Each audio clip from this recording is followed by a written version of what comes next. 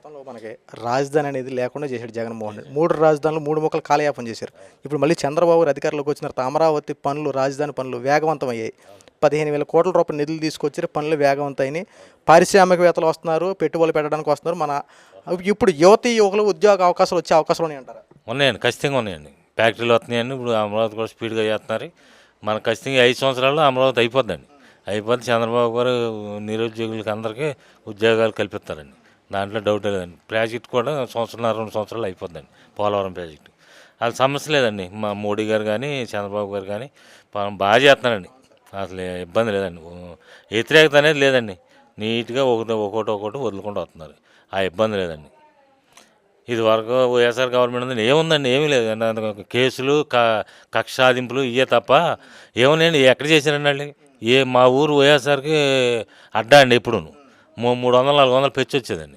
అలాంటి ఊరికి ఏమి చేయలేకపోయారండి వాళ్ళు. కనీసం ఒక ఇళ్ళ స్థలం కానీ, ఒక ఇల్లు లోన్ కానీ, ఎవరికి ఒక గేదె లోన్ కానీ ఏమీ చేయలేకపోయారండి.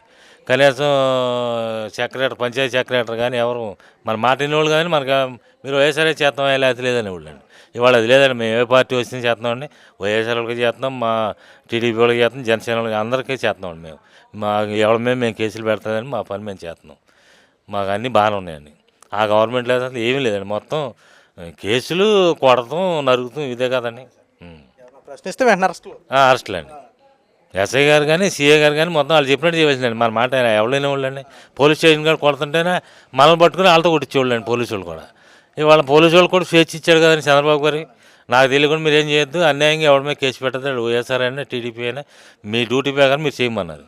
ఇవాళ శుభ్రంగా చేస్తున్నారండి వాళ్ళు. మరి వాళ్ళ గవర్నమెంట్లో అయితే మొత్తం వాళ్ళ తొత్తులే పనిచేశారండి పోలీసులు. కూటమి ప్రభుత్వం అధికారంలోకి వచ్చిన తర్వాత పెట్టుబడిదారులు చాలామంది వస్తూ ఉన్నారు. ఆంధ్ర రాష్ట్రంలో పెట్టుబడులు పెట్టి పరిశ్రమలు ఏర్పాటు చేసి ఇక్కడ యువతీ యువకులకి ఉద్యోగ అవకాశాలు కల్పించాలని చెప్పి చంద్రబాబు నాయుడు గారు, నారా లోకేష్ గారు, పవన్ కళ్యాణ్ గారు వీళ్ళు ముగ్గురు యొక్క కలయికతో పెట్టుబడిదారులు అంటే ఇన్వెస్ట్మెంట్ చేసే వాళ్ళని రప్పిస్తే ఇక్కడ జగన్మోహన్ రెడ్డి వీళ్ళ గురించి ఏం మాట్లాడుతున్నాడంటే ఈ పెట్టుబడిదారులందరినీ గతంలో మా ప్రభుత్వం వాళ్ళే రప్పించారు, మా ప్రభుత్వంలో వచ్చే వాళ్ళనే వీళ్ళు మళ్ళీ వీళ్ళ పేర్లు మార్చుకొని రకరకాలుగా చూపిస్తూ ఉన్నారు తప్ప పెట్టుబడిదారులందరూ వచ్చింది మా ప్రభుత్వంలోనే. చాలా మటుకు పరిశ్రమలు వచ్చేసినాయి. ఆ పరిశ్రమలన్నీ మళ్ళీ వీళ్ళేదో రప్పించినట్టు వీళ్ళు క్రియేట్ చేసుకొని పేరు ప్రఖ్యాతలు వీళ్ళు పొందుతున్నారంటూ కొంతమంది మాట్లాడుతున్నారు. ఈ వైఎస్ఆర్కి సంబంధించినటువంటి కొంతమంది సీనియర్ అనలిస్టులు, కొంతమంది రాజకీయ నాయకులు గత ప్రభుత్వంలోనే ఎన్ని వచ్చినాయి, ఇప్పుడు కొత్తగా ఏమీ రాలా, పాత ఆటలనే మళ్ళీ మాట్లాడి తీసుకొస్తున్నారని చెప్పి మాట్లాడుతూ ఉన్నారు. అసలు వాళ్ళ యొక్క పరిపాలనలో వచ్చినటువంటి ఏవైతే పరిశ్రమలు ఉన్నాయి, ఇప్పుడు కూటమి ప్రభుత్వ అధికారంలోకి వచ్చిన తర్వాత ఏ పరిశ్రమలు అయితే రాబోతా ఉన్నాయో ఒకసారి టాలీ చేసుకుందాం. గతంలో జగన్మోహన్ రెడ్డి అధికారంలో ఉన్నప్పుడు ఏదైతే ఐటీ శాఖ మంత్రిగా గుడివాడ అమర్నాథ్ ఉన్నాడు. ఈ గుడివాడ అమర్నాథ్ పరిశ్రమలు తెచ్చావా లేదా పెట్టుబడిదారులను ఏమైనా తీసుకొచ్చడానికి ప్రయత్నాలు చేసావా లేదంటే విద్యారంగంలో మీరు ఏమైనా చేశారని అడిగితే ఈ గుడివాడ అమర్నాథ్ చెప్పే మాటలు ఎలాగ ఉంటాయో తెలుసా? ఈ గుడివాడ అమర్నాథ్ చెప్పే నీతి కబుర్లు, మేము కొత్తగా వచ్చాము, ఫర్ ఎగ్జాంపుల్ కోడి ఉందనుకోండి, కోడి గుడ్డు పెట్టాలి, పొదగాలి, పిల్లలు చేయాలి, మళ్ళీ అది పెరిగి పెద్ద అవ్వాలి. అంటే ఎంత పెద్ద ప్రాజెక్ట్ ఉంది ఒక గుడ్డు విషయంలో అంటూ గుడ్డు పురాణం చెప్పుకొచ్చాడు. అంటే ఆంధ్ర రాష్ట్రంలో వీళ్ళు వచ్చిన పరిపాలనని గుడ్డుతో పోల్చుకొని చేశాడు. తర్వాత పరిశ్రమలు ఏమైనా తెచ్చావా అమర్నాథ్ అంటే అమర్నాథ్ చెప్పే మాట్లాడంటే తెచ్చాం, అసెంబ్లీలో మాట్లాడే మాటలు మేము చాలా మట్టి పరిశ్రమలు తెచ్చాం అధ్యక్ష. ఆ పరిశ్రమలు అంటే తెలుసా? అప్పడాలు, పునుగులు, పచ్చళ్ళు, ఏదో ఎటకారంగా చెప్పిన అదే మొత్తం ఎటకారంగా చేసినటువంటి మాటలే తప్ప ఆంధ్ర రాష్ట్రాన్ని యువకులకు చేసిందంటూ ఏమీ లేదు. ఎక్కడ ఉద్యోగ అవకాశం లేక యువకులు పక్క రాష్ట్రాలకి ఇతర దేశాలకు వెళ్ళిపోయిన ఘటనలు మనం చాలా మట్టుకు చూసాం. ఎందుకంటే చదువునకు సరైన ఉద్యోగ అవకాశాలు ఉండవు. ఇక్కడ ఉండేవి మాత్రం 5,000 రూపాయలు ఉద్యోగాలే. 10th క్లాస్ చదివినా, ఇంటర్ చదివినా, డిగ్రీ చదివినా లేదా పీజీలు ఎంతమంది చదివినా 5,000 రూపాయలు ఉద్యోగాలు చేసుకున్నారు. ఎందుకంటే జగన్మోహన్ రెడ్డి పెట్టిన వాలంటీర్ ఉద్యోగం. అది కూడా ఎందుకు జాయిన్ అయ్యారంటే రేపు భవిష్యత్తులో ఇదేమన్నా పర్మనెంట్ అవుద్దేమో, పర్మనెంట్ అయితే రేపు మా గురించి గవర్నమెంట్ ఏమైనా పట్టించుకుంటుందని చెప్పి ఒక చిన్న ఆశతో జాయిన్ అయ్యే వాళ్ళు చాలామంది. గత 5 సంవత్సరాలు ఉద్యోగాల విషయంలో కూడా జరిగిన విషయాలన్నింటిలో ఇదే. ప్రస్తుతం అప్పట్లో పెట్టుబడిదారులు అనేక మంది వచ్చారు. జగన్మోహన్ రెడ్డి హయాంలో పెట్టుబడిదారులు అనేక మంది వచ్చిన జగన్మోహన్ రెడ్డి వాళ్ళతో డీలింగ్ చేసే విధానం ఏంటి తెలుసా? నీకెంత నాకెంత పర్సంటేజ్లు, మీకెంత ఇస్తారు మాకెంత ఇస్తారు, సో ఎంతవరకే ఉంటే తప్ప వాళ్ళు నచ్చకపోతే పంపించేసేవాడు. ఇక్కడ ఆంధ్ర రాష్ట్రంలో యువతీ యువకులు ఉన్నారు, వాళ్ళ కోసం మనం తగ్గాలి, లేదంటే పరిశ్రమలు ఏర్పాటు చేస్తే మన అభివృద్ధి జరుగుతుంది, మన సంపద ఎక్కడే సృష్టించుకోగలుగుతున్నాం అంటూ ఇలాంటి ఆలోచన జగన్మోహన్ రెడ్డికి లేదు. అందుకే ఏమైందంటే ఇక్కడ జగన్మోహన్ రెడ్డి గత 5 సంవత్సరాల్లో పెట్టుబడిదారులు తీసుకొచ్చిన దాఖలాలు లేవు, పరిశ్రమలు ఏర్పాటు చేసిన దాఖలాలు లేవు. ఇప్పుడు పేరు గొప్ప ఊరు దెబ్బ అన్నట్టు తెచ్చేది వాళ్ళైతే గొప్పలు చెప్పుకుని జగన్మోహన్ రెడ్డి అయిపోయాడు. ఇప్పుడు ఈ గవర్నమెంట్లో కూటమి ప్రభుత్వ అధికారంలోకి వచ్చిన తర్వాత చంద్రబాబు నాయుడు గారు ఏం చేస్తున్నారంటే రాజధాని ఏర్పాటుకు ముందు రంగం సిద్ధం చేశారు. ఎందుకంటే రాజధానికి ఎప్పుడైతే ఉంటుందో అప్పుడే ఎవరైనా పరిశ్రమలు పెట్టాలంటే ఈ ఊరికి మూలాలు ఏంటి, ఈ ఊరికి రాజధాని ఉంది, ఇక్కడ పెట్టుబడులు పెట్టడానికి కోసం ఇక్కడ ఉన్న మౌలిక వసతులు ఏంటి, ఇక్కడ వనరులు ఏమున్నాయి, ఇక్కడ మనం పెట్టుబడి పెడితే మనకు వచ్చేటువంటి లాభం ఏంటి, వీళ్ళకి మనం ఏం ప్రొవైడ్ చేయగలం అని చెప్పి ఇన్వెస్టర్స్ ఎవరైనా సరే ఈ కోణంలో ఆలోచిస్తారు. అలాంటిది రాజధాని లేని రాష్ట్రానికి పెట్టుబడులు పెట్టడానికి ఎలా వస్తారు? First of all Chandrababu Naidu గారు ఈ రాజధాని మీద ప్రత్యేక దృష్టి పెట్టారు. ఈ రాజధాని కనుక కంప్లీట్ అయితే పెట్టుబడిదారులు ఆటోమేటిక్గా వాళ్ళే వస్తారు. అలాగే జరుగుతుంది. ఇప్పుడు నారా లోకేష్ గారు అమెరికా టూర్కి వెళ్ళి అక్కడ 500 కంపెనీలతో టైఅప్ అయ్యారు. అమెజాన్కి సంబంధించి, సాఫ్ట్వేర్ కంపెనీలతో సంబంధించి, టెస్లా కంపెనీలతో, తర్వాత కియా మోటార్స్ ఆల్రెడీ మన ఆంధ్ర రాష్ట్రంలో ఉంది. సో ఇలాంటి కొన్ని బిగ్గెస్ట్ కంపెనీలతో టైఅప్ చేసుకుని ఆంధ్ర రాష్ట్రంలో పరిశ్రమలు ఏర్పాటు చేయడానికి రంగం సిద్ధం చేశారు. ఎందుకంటే ఇక్కడ 20 లక్షల ఉద్యోగాలు ఇస్తామని చెప్పి ఎన్నికల టైంలో హామీ ఇచ్చారు. ఆ హామీని నిలబెట్టుకోవడం కోసం కూటమి ప్రభుత్వం చేస్తున్నటువంటి ఈ ప్రయత్నాలు నిజంగా హ్యాట్స్ ఆఫ్ అని చెప్పాలి.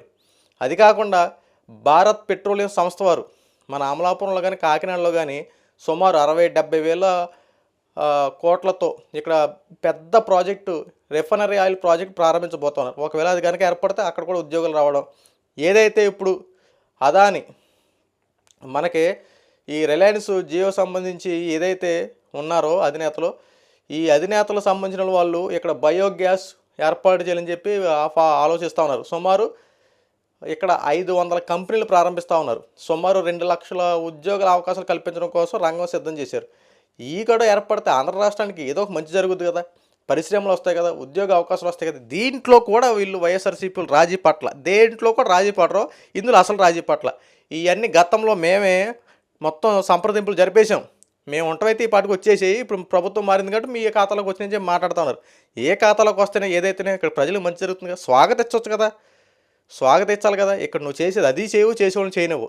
కూటమి ప్రభుత్వం ఎక్కడ మంచి పేరు వస్తుందని చెప్పి వెంటనే ఏదైనా అదాని గ్రూప్ సంబంధించి ఏదైనా వచ్చినా సరే అబ్బాయి అది మేము తెచ్చిందంటావు, ఏదైనా భారత్ పెట్రోల్కి సంబంధించి ఏదో వచ్చిందంటే వాళ్ళతో మేము మాట్లాడేసామంటావు, టెస్లా కంపెనీతో మాట్లాడాం అది ఎప్పుడో మాట్లాడేసామంటావు, కియా మోటార్స్ ఏం చేసామంటే అది మేము కూడా ఎప్పుడు మాట్లాడి మేమే తెచ్చిందని చెప్పంటావు.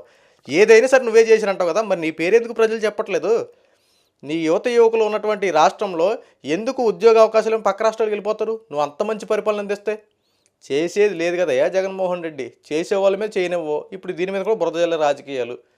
ఒక పక్కన ఆంధ్ర రాష్ట్ర అభివృద్ధి కోసం కూటమి ప్రభుత్వం అనేక మంచి పనులు చేసుకుంటూ ముందుకు వెళ్తూ ఉండంటే నువ్వు బురద జల్లే రాజకీయాలు చేయడం. ఏది నువ్వు బురద జల్లకుండా ఉన్నావు? ఏది బురద జల్లకుండా ఉన్నావు? ప్రతి విషయంలో బురద జల్లడమే కదా.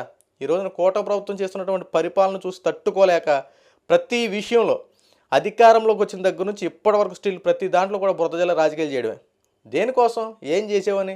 నువ్వు చేసేవాళ్ళు చేయనివ్వు. ఆంధ్ర రాష్ట్రంలో జరుగుతున్న పరిపాలన చూసి తట్టుకోలేకపోతున్నావు. ప్రజల్లో నీకు ఎందుకు బుద్ధి చెప్పారు తెలుసా?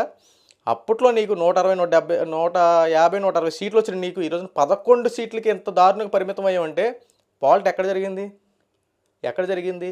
నువ్వు చేసేటువంటి పనులు ప్రజలకు నచ్చకే ఏదేదో చేసేస్తానంటావు, పథకాలు ఇచ్చేస్తానంటావు, అది ఇచ్చేస్తానంటావు. చివరాఖరి అది ప్రజల్లోకి వెళ్తున్నాయా? ఆ ప్రజల ద్వారా మనకు ఎటువంటి విధానం ఉంది? ఆ మనన వస్తుందా? రేపొద్దున మనల్ని మళ్ళీ ఎన్నుకుంటారని చెప్పి ఈ క్యాడర్ ఆలోచించిన విధానం నీకు లేదు. అందుకే 11 సీట్లు పరిమితం అయ్యావు. ఆ 11 కూడా రేపొద్దున భవిష్యత్తులో కూడా వస్తాయంటే రావు. ఎందుకంటే నీ పరిపాలన ఇప్పటికీ వేరే వాళ్ళని ఇబ్బంది పెట్టేదాకా మాట్లాడుతున్నావు తప్ప, సర్లే అయిపోయింది మనం ఇంకా ప్రజల్లోకి వెళ్ళాలి, ఏం చేస్తే బాగుంటుందని చెప్పి దిశానిర్దేశం చేసుకునే విధానం లేదు. ఎంతసేపు ఒకటే పాట, కూటమి ప్రభుత్వం అది చేసింది, కూటమి ప్రభుత్వం ఇలా చేసింది, సో నేను బురద జల్లాలి, నేను ఒక స్క్రిప్ట్ రాస్తాను, ఆ స్క్రిప్ట్ని చదివేసుకుంటాను, నా పేటీఎం బ్యాచ్కి ఇచ్చేస్తాను, వాళ్ళు మాట్లాడేస్తారు, దాన్ని బట్టి వాళ్ళందరూ రెచ్చిపోయి మాట్లాడతారని చెప్పి నీ యొక్క అభిప్రాయం. కానీ ఇక్కడ కూటమి ప్రభుత్వం చేస్తున్న పరిపాలన మొత్తం నీకు రివర్స్ అయిపోయింది. ఎందుకంటే ప్రజల్లో ఆదరణ వస్తుంది, అన్న మాట ప్రకారం అన్నీ చేసుకుంటూ వస్తున్నాయి. ఈ రోజున పెట్టుబడిదారులు, పరిశ్రమలు ఏర్పడతాయి, ఉద్యోగ అవకాశాలు వస్తాయి. అన్న మాట ప్రకారం 20 లక్షల ఉద్యోగాలు ఇవ్వడం కోసం రంగం సిద్ధం చేసుకున్నారు. సో ఈ ఖచ్చితంగా జరిగే పనులు. ఆంధ్ర రాష్ట్ర ప్రజలు నువ్వు ఏది చెప్పినా నమ్మే ప్రసక్తులు లేరు. అన్న మాట ప్రకారం కూటమి ప్రభుత్వం మీద నమ్మకం ఉంది. ప్రజలు కూడా మంచి స్పందన రాబోతూ ఉంది. ఉద్యోగ అవకాశాలు ఖచ్చితంగా వస్తాయి.